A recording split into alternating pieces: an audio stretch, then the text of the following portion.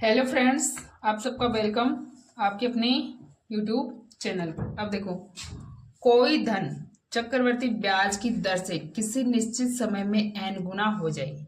ब्याज कैसी हो आपकी, ब्याज की दर कैसी हो, चक्रवर्ती हो, और टाइम निश्चित हो, उसमें क्या हो जाए, n गुना। तो क्या करेंगे कि अपने को टाइम देगा, क्या करेगा, टाइम देगा।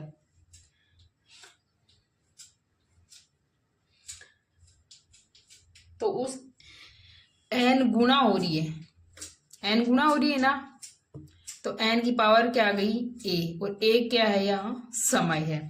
तो समय कैसे निकालेंगे, n गुना हो रही है उसके लिए, तो कैसे निकालेंगे, a गुना n कर देंगे। क्या कर देंगे, a गुना n कर देंगे। ठीक है, अब देखो इसके क्वेश्चन करके देखते हैं, तब और आराम से समझ में आएगा। देखो, कोई धन किसी चक्रवर्ती ब्याज की दर से 8 वर्षों में तिगुना हो जाता है। ए दे दिया आपको 8 वर्ष, ए क्या दे दिया, 8 वर्ष। एन बराबर क्या दे रखा है, 3 गुना और है। तो कितने समय में यह धन अपने से 9 गुना हो जाएगा। अब एन बढ़ रहा है, एन कितना हो गया, 9 हो गया।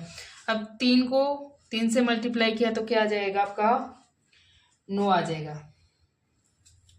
यही होगा ना, 3 को 3 से मल्टीप्लाई करेंगे तो क्या आ जाएगा, 9 आ जाएगा। यानी कि 3 की पावर क्या हो रही है, यहाँ 2 हो रही है। 3 की पावर क्या हो रही है, यहाँ 2 हो रही है।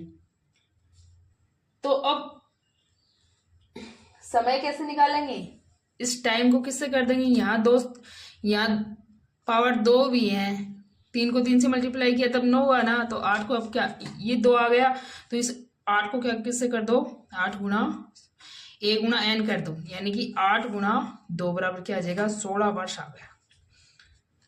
क्या आ जाएगा, 16 वर्ष आ जाएगा। तो इस प्रकार से क्वेश्चन आप करेंगे सोल्व। अब चलो नेक्स्ट क्वेश्चन पे चलते हैं। देखो, ये अलग टाइप का क्वेश्चन है, बाद में करवाएंगे इसको एक बार को।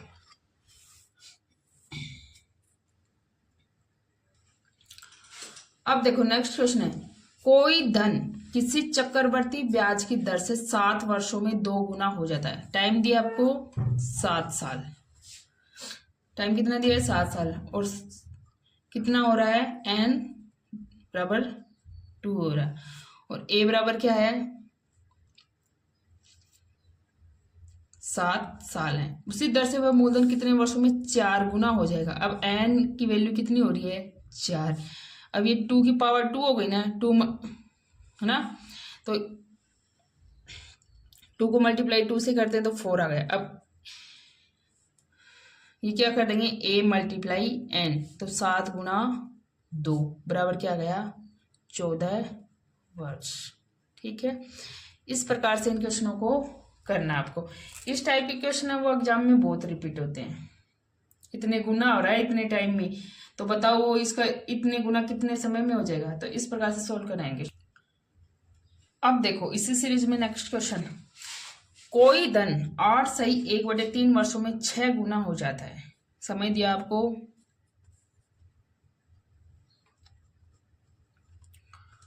8 सही 1/3 वर्ष। ठीक है, 8 3 24 और 1 25/3 वर्ष आ गए। 6 गुना हो जाता है, n बराबर कितना आ जाएगा, 6। चक्रवर्ती वार्षिक ब्याज की दर से वही मूलधन कितने वर्षों में 216 गुना हो जाएगा। अब n से कितना आ रहा है, n की वैल्यू बढ़ रही है, कितनी आ रही है, 216। अब ये 216 क्या है, 6 की क्यूब है। अब इस 25/3 को भी क्या कर देंगे अपन, इसी प्रकार से सोल्व करेंगे। तो क्या करेंगे, 25/3 गुणा 3, a गुना है नहीं तो करते आए, तो 3 से 3 कैंसिल, तो आपका राइट आंसर आ गया क्या, ये करेंगे 25/3 गुणा 3 बराबर क्या आ गया, 25 वर्ष। कुछ भी नहीं करना है ऐसे क्वेश्चनों में, सिर्फ क्या करना है आपको, ये गुना पकड़ना है। ठीक है, ये 2 वैल्यू देगा। अब जितना जो एलिगेशन मेथड से करते हैं, अब इसमें ये इसका डबल है या इसका स्क्वायर है या इसका क्यूब है वो देखना है, और जो भी है उसको उस पीरियड टाइम से जो भी अनुपात यहाँ मिल रहा है आपका गुना में, उस अनुपात को आपके क्या करना है, उस टाइम पीरियड से मल्टीप्लाई करना है। तो आपके क्या आ जाएगा, समय आ जाएगा कि वो कितने टाइम में दुगुना तिगुना चौगुना जो भी गुना होगा वो पूछेगा, एकदम आंसर होगा एकदम राइट आएगा और एकदम से इजी क्वेश्चन नहीं है। और हर मतलब एग्जाम में ऐसे क्वेश्चन रिपीट भी होते हैं। ठीक है, देखो अब चलो नेक्स्ट क्वेश्चन की ओर। 5% चक्रवर्ती ब्याज की दर से 4,000 रुपए का 2 वर्षों में चक्रवर्ती ब्याज और साधारण ब्याज का अंतर क्या होगा। अब देखो, साधारण ब्याज भी आप पढ़ते आए हो और चक्रवर्ती ब्याज भी आप पढ़ रहे हो। अब देखो नेक्स्ट क्वेश्चन है 5% चक्रवर्ती ब्याज की दर से 4,000 रुपए का 2 वर्षों में चक्रवर्ती ब्याज और साधारण ब्याज का अंतर क्या होगा। अब देखो अंतर निकालना है अपने को। और क्या दे रखे हैं, जहां से दे रखा वहां से शुरू करो क्वेश्चन को। दर 5% दे रखी है, यानी कि 5/100 तो क्या आ गया, 1/20 आ गया। मूलधन दिया है यानी कि प्रिंसिपल दिया आपको 4,000। ठीक, और समय कितना दिया है, समय दिया आपको 2 वर्ष दिए। समय कितना दिया है, 2 वर्ष दिए। अब देखो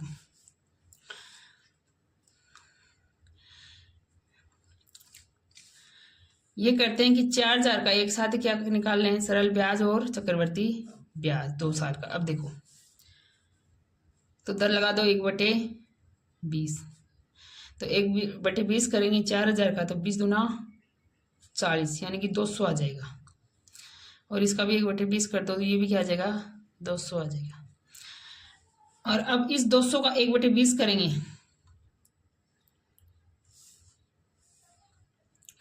तो कितना आ जाएगा, 10 आ जाएगा।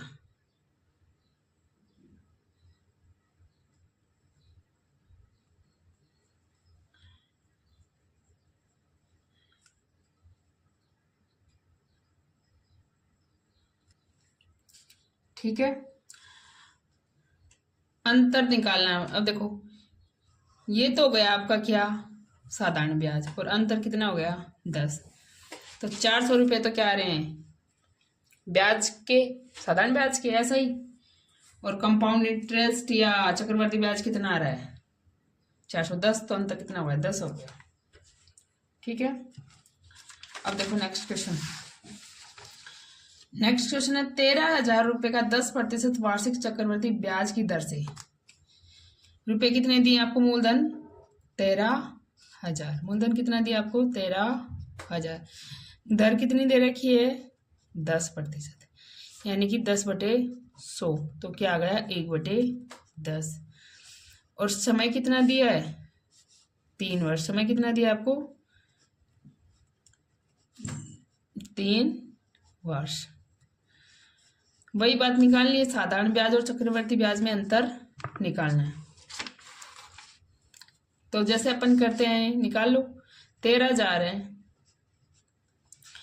इसका 3 साल का 1/10 1/10 कर लो, 1/10 1/10 और 1/10। ठीक है, अब 1/10 करेंगे तो 1300 हो गए, और ये भी क्या हो गए, 1300 हो गए, और ये भी क्या हो गए, 1300। ठीक है, अब आपने ये बात तो जानते हो कि जो पहले क्वेश्चन किए हैं कि दूसरे साल क्या होता है, पहले वाले ब्याज पर भी ब्याज मिलता है। अब इस 1300 को 1/10 करेंगे तो क्या आएगा, 130। अब तीसरे साल इन दोनों 1300 को मिलेगा, तो 130 और 130, और फिर इस 130 का निकालेंगे तो क्या आ जाएगा, 13 आ जाएगा। क्या आ जाएगा, 13 आ जाएगा। अब अंतर पूछा है, साधारण ब्याज में अंतर। अब देखो ये तो है साधारण ब्याज, 1300 1300 और 1300, यानी कि 39 तो है आपका साधारण ब्याज, और अंतर है ये देखो 13 13 26 33 39, यानी कि 390, और एक ये 403, 40, ये 403 क्या है आपके, चक्रवर्ती ब्याज और साधारण ब्याज का अंतर कितना है आपका 403 आ गया। ठीक है, अब देखो एक क्वेश्चन, 2 वर्ष का सीआई दे रखा आपको, कितना है 14,420 है। क्या है 14,420 है। और ऐसा ही दे रखा है 14,000 है, यानी कि सरल ब्याज तो 14,000 है और जो संयुक्त ब्याज है वो 14,420 है। अब देखो इसमें क्या निकालना है आपको, रेट परसेंट निकालना है। तो एक तो है इसका ये सूत्र 200 प्लस आर बटे 200 और CI अपॉन SI, ये कर दो, ये तो आपका सूत्र, इससे निकाल लो। तो इस सूत्र में तो आप मान रख के निकाल लेंगे। एक अपन कैसे निकालेंगे, देखो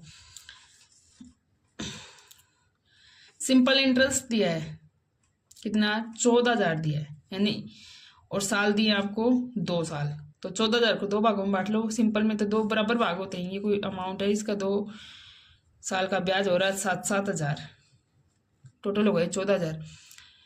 और जो चक्रवर्ती ब्याज है वो 420 रुपये और ज्यादा बन रहा है। ठीक है, तो आपको क्या निकालनी है, दर निकालनी, क्या निकालनी है, दर निकालनी। ठीक है, अब देखो कोई संख्या है 7,000, यानी कि मूलधन 7,000 है, उसका अक्स परसेंट कितना हो रहा है 420। तो देखो अब यानी कि कोई संख्या क्या है, ये मूलधन कितना है 7,000 है और 7,000 का अक्स परसेंट यानी कि अक्स बटे 100 बराबर क्या हो रहा है 420। तो अक्स बराबर क्या आ जाएगा, वज्र गुणा करो 420 गुणा 100 और बटे 7,000। अब 2 0 से 2 0 कैंसिल, 1 से 1 कैंसिल और 7 छिका 42, यानी कि दर आ गई आपकी 6%। अब इस तरीके को याद रखोगे ना तो ज्यादा से ज्यादा क्वेश्चन सोल्व कर लोगे। ठीक है, कि भाई 1 साल का ब्याज ऐसे निकलता है, सरल ब्याज ऐसे निकलता है, चक्रवर्ती ब्याज ऐसे निकलता है, और उससे दर भी निकल जाएगी, सब मतलब ज्यादातर क्वेश्चन सोल्व हो जाएंगे। बाकी ये सूत्र है, आप याद रख सकते हो तो याद रख लेना। बाकी ये है कि इसमें थोड़ा कंफ्यूज होना है, और जब बेसिक समझ में आ जाएगा तो कोई दिक्कत नहीं है। अब देखो नेक्स्ट क्वेश्चन, एक धन 4% की दर से प्रथम वर्ष का चक्रवर्ती ब्याज 25 रुपए और उसी धन पर उसी दर से 2 वर्ष का चक्रवर्ती ब्याज क्या होगा। अब एक धन है और दर दे रखी है 4%, प्रथम वर्ष का चक्रवर्ती ब्याज 25 है, दर क्या दे रखी है, इसको सरल बनाओ, दर क्या है 4% है। अब 4/100 करेंगी तो क्या आ गया आपका 1/25। अब चक्रवर्ती ब्याज को तो छोड़ो और सरल ब्याज की ओर चलो 2 वर्ष। ठीक है, 2 वर्ष का चक्रवर्ती ब्याज निकालना अपने को। ठीक है, अब देखो पहले वर्ष कोई राशि अपने पास पता नहीं है, उसका 1/25 करते हैं तो पहले वर्ष का आता है आपके पास 25 और दूसरे साल का भी क्या होता है सरल ब्याज 25। अब इस 25 का क्या करो 1/25 करो, दूसरे साल सॉरी इस 25 का नहीं, इस 25 का दूसरे साल क्या होगा, पहले वाले पर भी क्या लगेगा ब्याज लगेगा, ब्याज पर भी क्या लगेगा इसका 1/25। तो 1/25 करेंगे तो क्या आएगा 26 आएगा। अब ये 26 क्या हो गया आपके पास चक्रवर्ती ब्याज हो गया, निकाल लोगे ऐसे। तभी बता रही हूँ किसी ट्रिक वगैरह को तो छोड़ो और सीधा सा इसका तरीका पकड़ो कि 1 साल का दिया तो 1 साल के लिए कर दो, 2 का दिया तो 2 के लिए कर दो, आराम से क्वेश्चन आप सोल्व कर सकते हो। नेक्स्ट है 1 वर्ष का 12% की दर से, दर दी है 12% यानी कि 12/100, तो क्या हो जाएगा ये छोटा कर लो इसको 6/50 और फिर 3/25। ठीक है, 2 से करते जाओ। CI दिया आपको 900 रुपये, तो 2 वर्ष का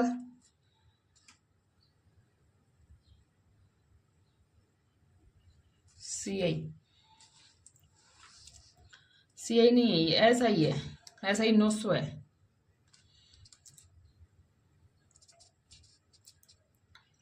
तो 2 वर्ष का CI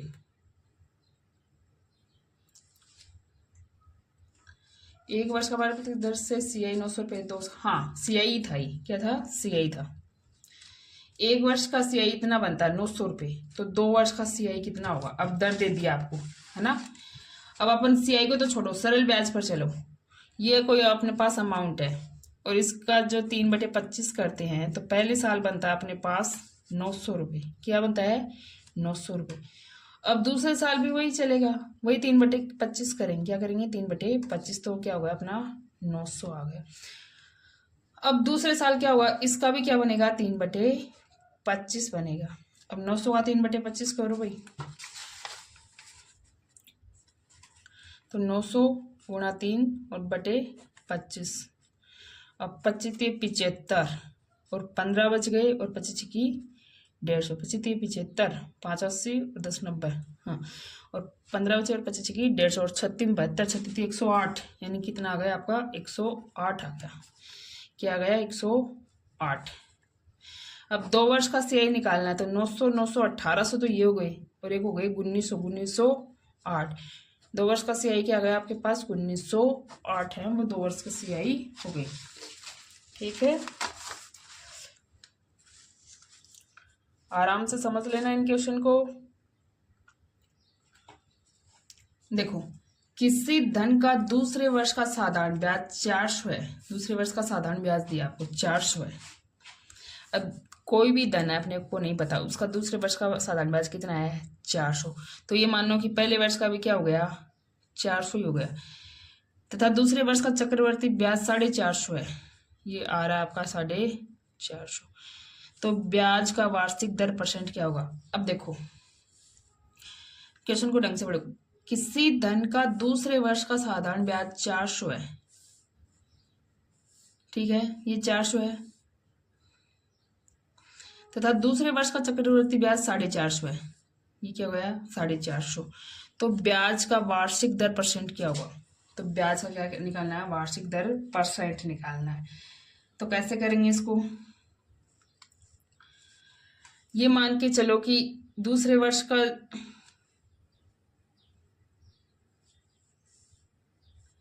क्वेश्चन ढंग से नहीं दिखता मेरे को। हाँ, दूसरे वर्ष का साधारण ब्याज 400 है, तो पहले वर्ष का भी 400 और चक्रवर्ती ब्याज 450 है। अब अंतर कितना आ रहा है यहाँ? 50, और दर निकालनी है। अब कोई संख्या है 400, 400 ही है, और 400 का अक्स परसेंट यानी कि अक्स बटे 100 कितना हो रहा है आपका? 50 हो रहा है। 50 ही तो बढ़ रहे हैं 400 से चक्रवर्ती ब्याज में 50 बढ़ रहे हैं। तो इसको कर लो, अक्स की वैल्यू आ जाएगी यहाँ और वो आपकी होगी दर। तो 100 गुणा 50 बटे 400 और बराबर अक्स। 100 चौके 400 और 4 से ही काट दो 50 को। 4 से 50 को काटेंगे तो 4 एकम 4, 4 दूना 8 और 4 5 20, यानी दर आ गई 12.5%। ठीक है,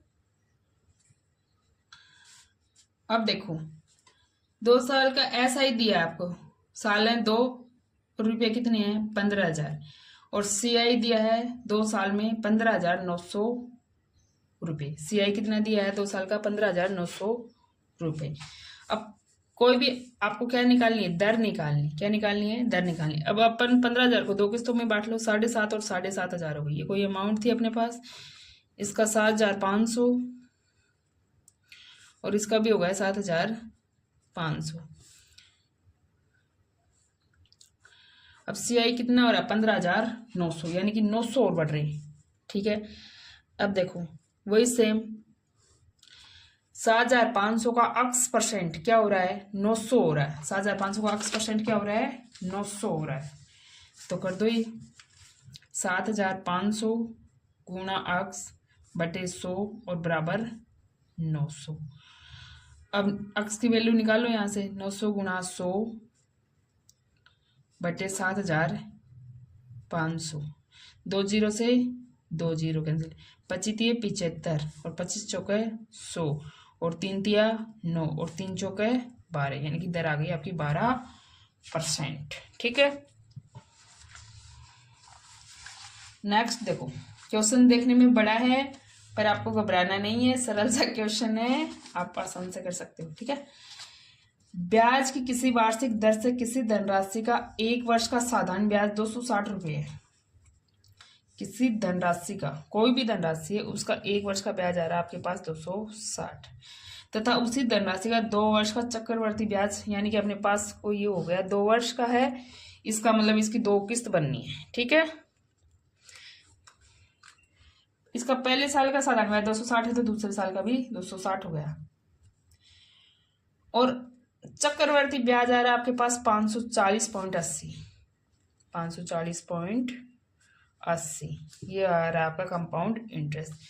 और एसआई कितना आ रहा है 520 आ रहा है। एसआई कितना आ रहा है 520 आ रहा है।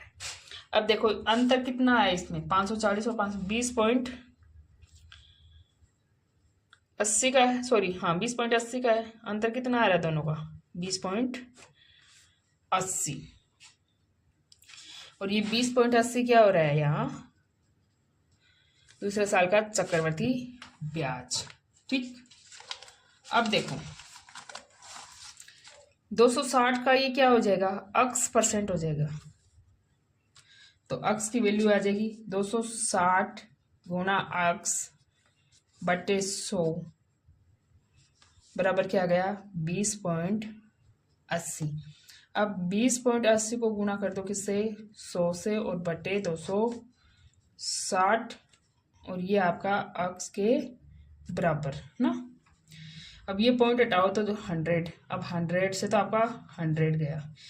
अब इस 0 से ये 0 और 26 8 है 208, यानी कि ये आ गया आपका 8% है वो ब्याज की दर है।